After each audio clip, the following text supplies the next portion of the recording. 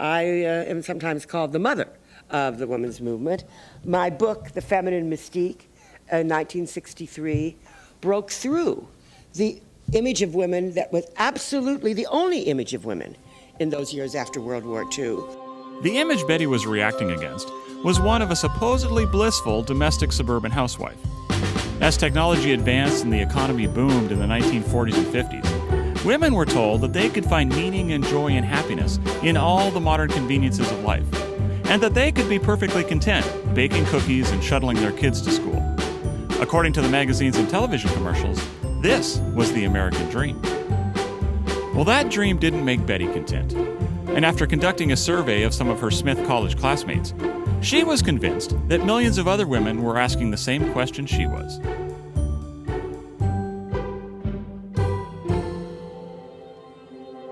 Betty Friedan called this the problem that has no name, and she believed the solution was to be found in professional career work.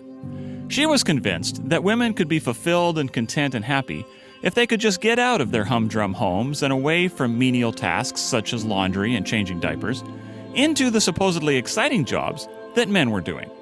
Friedan had grown up in an unhappy family, in which her father had forced her mother to leave her career and stay at home. Although she was still working as a writer, Betty herself had given up becoming a psychologist for her husband. She was sure that if those career ambitions were unfettered by domestic duties and spousal expectations, the problem that had no name would be solved. The Feminine Mystique was a huge hit, but it wasn't the only sexual revolution book making big waves in the early 60s. There was another woman author who also believed that contentment and happiness in life was to be found somewhere other than where Better Homes and Gardens was claiming. Long before Sex and the City's Carrie Bradshaw, Helen Gurley Brown wrote Sex and the Single Girl, the year 1962, a bestseller with a radical message at the time. Young women should enjoy work and sex. Sex and the Single Girl sold 2 million copies in the first 3 weeks after its release, and was quickly made into a movie starring Natalie Wood and Tony Curtis. In it, Helen Gurley Brown taught single women many of the same lessons that Betty Friedan was teaching married women. Domestic life was not all it's cracked up to be, and working hard in a career would lead to happiness. But Brown added one more element to the mix: unmarried, promiscuous sex. She's quoted as saying good girls go to heaven, bad girls go everywhere else, and humorously credited with separating more young women from their virginity than anyone else in the world. Sex is one of the 3 best things there are, in my opinion. I don't know what are the other 2. Like Friedan, Helen Gurley Brown was preaching a salvation message to women who had a problem they couldn't quite put their finger on. And when she became the editor at Cosmopolitan, that became the Bible of her crusade. The gist of Cosmo was hard work and sex without the kids will set you free. Formerly a literary publication, Brown turned it into a sex manual for young women, and it quickly became one of the world's best-selling magazines.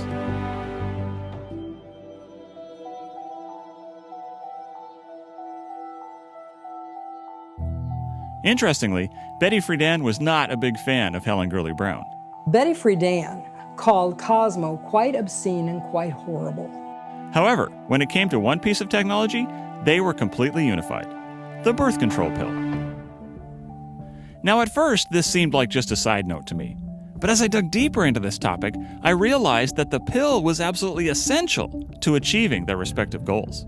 Does the sexual revolution happen without the pill? Like, how important is the pill to the Absolutely not. It's absolutely crucial. I mean, contraception was the fuel that made the sexual revolution run. You take birth control out of the equation, and the sexual revolution could not get out of first gear. The birth control pill had been approved by the FDA in 1957, not as a contraceptive, but as an aid to menstrual disorders.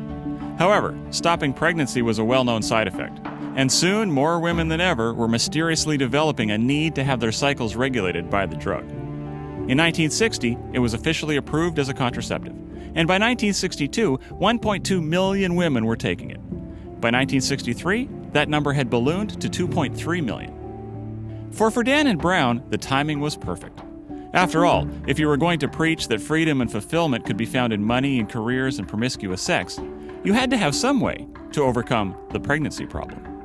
Women were being fired for being pregnant. I was fired for being pregnant in 1969. Corporate America didn't want all of these pregnant women around in their offices. But if you could say, it's okay, boys, she's going to be on the pill, then they'll say, oh, okay, well, then she can be just like a man, and I guess we can hire her. This is why the National Organization for Women, which Friedan founded in 1966, made sure that access to contraception was included as part of its Women's Bill of Rights in 1968. You can't be liberated sexually and not have the pill. You don't get very far. As for Helen Gurley Brown, it's no surprise that someone who called for women to have sex outside of marriage as often as possible would need easily accessible contraception to make that vision a reality.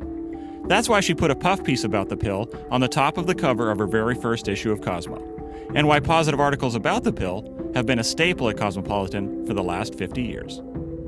The pill finally made good on the great promise of separating sex, in terms of sexual pleasure, from all of its natural consequences.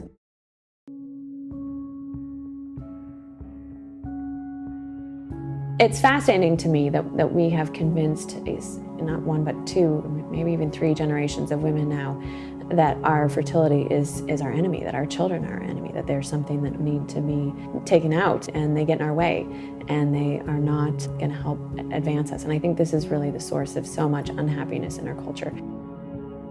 This triumph of the contraceptive mentality has changed everything about our view of children. It's almost like we're living in as someone once said, a post-apocalyptic wasteland where infertility is the goal. Much of this comes back to these twin goals of feminism, which is that we want to work, we want to make our own money, and we don't want any obstacles to that. And secondly, we want to be empowered in our sex lives, and we don't want obstacles there either. Look at the language of contraception. We use a verb to describe our behavior when we use birth control, and the word is protect.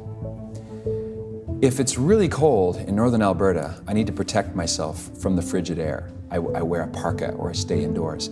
If I'm at war, I need the protection from the enemy with a bulletproof vest or a tank or whatever.